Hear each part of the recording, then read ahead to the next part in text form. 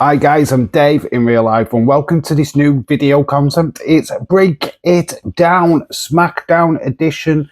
Yeah, we are going to have a look at this week's SmackDown and I'm going to be breaking it down. Yes, we're going to have a look at the first ever SmackDown or first ever major WWE show to be televised in Dublin, Ireland. I mean, this was absolutely epic. And what a great way to start the show. They started with the man, Becky Lynch. Yes, the Irish lash kicker started off SmackDown this week, which was no surprise. It was either they were going to use her or Sheamus. Obviously, the biggest stars in WWE that are Irish born. But they went with Becky Lynch. Becky looked emotional at the start of the show, which was a very interesting take. But she soon shot out of it and became the Becky that we have known and loved for this past year. And that is very eelish. She turned against the Irish audience, saying that they was too ugly to be on TV and that they don't deserve to be on Netflix. She really turned on the crowd. This did actually bring out Tiffany Stratton. I'm not going to bore you with all the details because I bet you already know. It did end up with Nia coming out, and then Jade came to the rescue because Nia and Becky were beating up on Tiffany Stratton. Yeah, just chaos, absolute chaos. This would lead to the night's main event, which would see Becky and Nia taking on Tiffany Stratton and Jade Cargill. It was an interesting start of the show, to be fair. I was quite invested in this. I loved the Becky was trying to shout over this partisan crowd. I mean, honestly, Ireland really showed up. The crowd was electric the entire night. Lots of chants. Not the chants that I was expecting. We had We Want Miz chants and we had We Want Chelsea chants. I mean, honestly, there was no We Want Karrion Kross chants, which, yeah, Ireland let us down. I did tweet about that as well. That Ireland literally let the Cross Army down. They just went rogue and just did what they wanted to do, which actually just made for compelling television. We did go backstage and we had our first Wyatt Six. In fact, this was just jotted throughout the show and worth mentioning, the Wyatt Six in the background. We had Mella Don't Miz. They were confronted by the Fraxium backstage, and you could see Dexter Lumis and Joe Gacy in the background holding the titles. And then later on, we saw My Family Tree. They were having a conversation backstage, I believe with Street Profits, was it? Yeah, I think it was the Street Profits. And there was Wyndham Rotunda, obviously Uncle Howdy and Eric Rowan backstage looking in the distance. And then later on, we had an interesting moment with Kiana James, obviously the agent of Julia, Meechin, wanting that US title match. But Kiana James says there was a deal. What's been done? I don't quite know what that's leading to, but I mean, that's quite interesting that there's something going down with Kiana James and Julia. Don't quite know what that means, but that's going to be interesting in the future to find out. But we had Nikki in the background of that segment as well. I mean, yes, the Wyatt Six, even though they didn't really do anything, they were certainly letting their presence known. This is 2 weeks on the trot where they have been in the background of certain wrestlers and certainly the tag team division. It looks like Nikki Cross is going for that US title as well. Or has she got issues with Meechin? I mean, so many questions. But yes, this SmackDown was really cool. Obviously, we did get to our first match finally, which was Mella Don't Miss versus Motor City Machine Guns. That's when we got the We Want Miz chant from the crowd. There was lovely moments between Miz and Carmella Hayes during this match where they were tagging each other in, even to a point where Carmella Hayes had a big massive smile on his face because, yeah, literally they could not believe that this partisan crowd was actually cheering for the Miz. Who'd have funked it? Mella Don't Miss actually won the match. And yes, Miz stealing the victory once again. They would go on to next week's #1 contendership match. We will find out who they are facing next. Yes, we had that backstage segment again with it was Jimmy and Sammy, not the not Street Profits. I do apologise, but that's what we do in this video. We always make mistakes, but it's the My Family Tree, and there was Uncle Howdy and Eric Rowan in the background. We went on to our second match of the night, Charlotte Flair versus Piper Niven. No Alexa Bliss. I don't think she was. I don't think she wanted to travel to Dublin, Ireland, or I don't even know if she's even on this tour.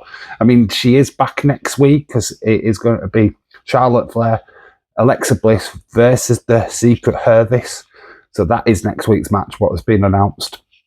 Piper Niven picked up a victory, but with a lot of help. I mean, yeah, poor old Charlotte Flair did get raked in the eyes by Chelsea Green. But yeah, Piper Niven with a massive victory this week. We would go backstage to that Nikki Cross segment. And then we had John Cena in the ring. This was quite cool. John Cena absolutely cooking. Crowd singing along to the John Cena song. Then Logan Paul would come out. And Logan Paul got a massive dressing down. Unbelievable by John Cena. Just saying, no, you're not an outcast. You're a parasite. And then he proceeded that you're only here for one thing, is to self-promote yourself and to get people to buy your Idiot's Prime drink. And he threw down the Prime Liberation Station. And you sell out so that you can buy more expensive Pokemon cards, which he's not wrong, absolutely not wrong. But look, it did lead to Drew McIntyre seeing Logan Paul later and said, "Are you going to leave it like that? Are you going to be disrespected like that?" But yeah, we really did get that moment where John Cena was just saying reason why Logan is loathed by everyone, the WWE universe, is that the fact that he hasn't done the hours, that he hasn't competed at the in-house shows where there's no cameras on him. So yeah, John Cena literally laying it thick on Logan Paul was probably one of the best segments of the night, to be fair. We did go on then to the Street Profits versus My Family Tree, which was JC Mateo and Tamatonga. Not Tamatonga, Tonga Lower. God, I'm all over the place with the names, even though I've got them written down. This match was pretty decent. Jimmy does take out Talatonga. They go fighting into the crowd. Solo gets attacked by Sami Zayn, leaving the Street Profits to take out the remaining two. And they will face now, Mella Don't Miss, next week for the #1 contendership match for the WWE Tag Team titles, which are held by the Wyatt Six. So yeah, very interesting. Then we got to a fourth match of the night. This didn't happen. This was not a match because in typical Truth style, if you will. Yes, it was meant to be Aleister Black versus R-Truth, but R-Truth went to the wrong Dublin. Yes, he went to Dublin, Georgia instead of Dublin, Ireland. Only R-Truth could make this mistake. So very fun. But what we did get is Damian Priest. Damian Priest came down and we had a bit of a beatdown. No match. Referees got involved and tried to stop this feud from happening. So yeah, this ended up with being a no contest. But yeah, still good enough. The stuff that happened here. R-Truth in the wrong Dublin. Yeah, you could believe it as well. Then we got Cody Rhodes update, which there was no Cody Rhodes update. Yes, no update at all because they didn't have one. And this excited Drew McIntyre, who joined the commentary team, and my phone when it buzzed. Yeah, Wrestling Days buzzing. His live stream, his second live stream of the same SmackDown show. Who defunct it? But anyway, Drew McIntyre interrupted a video package of Cody Rhodes, laying it thick. And then, what a moment this was. Randy Orton popping up behind Drew McIntyre and delivering a fantastic RKO. Yeah, but the medical update is that Cody Rhodes is too busy having street fights. Yeah, fighting in the streets. If you know what I mean. Yeah, but that's the reason why Cody's not on TV at the minute, is because he is filming Street Fighter. Fun fact.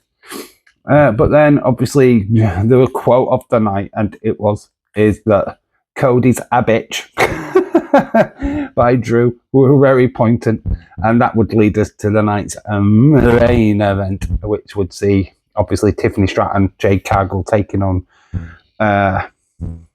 Becky Lynch and Nia Jax. This was okay. It wasn't the greatest of main events. Becky had enough. She left poor old Nia to face the music, and Jade and Tiffany picked up the victory. But obviously, we're saving the best to last, because actually the biggest thing what happened on SmackDown this week was the ending. And on so many levels, this ending was insane, because we had John Cena leaving the building, chased down by Nick Aldis, saying, "We've got a message from Brock Lesnar. We've got a message from you from Brock." And just as that was said, Logan Paul comes out of absolutely nowhere, clocks John Cena, knocking him out. And then you can see Nick Aldis running after Logan Paul down the street. And we still don't find out what's happened with Brock Lesnar. So, yeah, cliffhanger on SmackDown. But, wow, this show was pretty good. Yeah, I quite enjoyed it. 2 hours, not too bad. Lots of stuff happened, lots of talking points. Obviously, the White Six stalking their prey. And then, of course, we've had the Kiana James, what deal has she just struck? And then, of course, what is the latest on Brock Lesnar? What is going off on SmackDown? It absolutely was crazy. Hopefully you enjoyed SmackDown this week, and hopefully you enjoyed this Breaking It Down SmackDown edition. We'll be doing this again for NXT, for Raw, and for all the PLEs. So, yeah, watch out for Break It Down, as we'll be doing this again. My score for this week's SmackDown, I'm going to give it a 7 out of 10. Pretty much the same score as I gave Monday Night Raw, but you know what? It deserved it. I didn't give Monday Night Raw a 7. Did I? Can't even remember what I give Monday Night Raw now. I'm arguing with myself. That's cool. But we're giving this a 7 out of 10. Let me know what you thought of SmackDown this week in the comment section below. What score did you give it? And what do you think of all the storylines what have come out of this week's episode? Obviously, this is recorded just after the UK airing, the live airing. I am going to post this straight after the US airing. So, yeah, you will know the results wherever you are, wherever you're watching this video. So, yeah, you're welcome. I haven't spoiled it for you. And if you haven't watched SmackDown yet, then tough shit. That's on you, not me. Anyway, I digress. That is Break It Down SmackDown. I've been Dave in real life. You guys have been awesome. Until the next time. Oh, bye for now.